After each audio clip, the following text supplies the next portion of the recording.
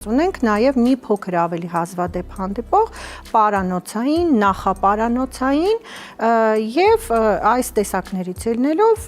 ուրեմն միոմայի կլինիկական նշաններն են կախված նրանից, թե որ տեսակի միոման ունենք։ Տիկին Կոջյան, այնուամենայնիվ եթե փորձենք գերիշխող իհարկե տեսակետը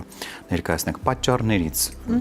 գիտեմ, որ տեսությունները շատ են բավականին։ Գերիշխողը ո՞րն է ըստ պատճառների։ Պարոն Շահրամանյան, գերիշխողներից հիմնականում նրանք են, ինչի մասին մասնավորապես ես եւ դուք անընդհատ թմկարում ենք մեր բոլոր թե հանրային, թե ոչ հանրային ելույթներում, մասնավորապես վերաբերելի կնոջ առողջության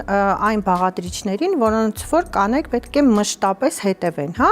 կլինի դա բորբոքային հիվանդությունները, հատկապես քրոնիկ դարձած, կլինեն դա աբորտները, տարատեսակ ներգործությունները արգանդի խոռոչում, երբեմն նույնիսկ ներարգանդային պարույրները, կլինեն հորմոնալ խնդիրները, քաշի ավելցուկը, մետաբոլիկ համախտանիշը,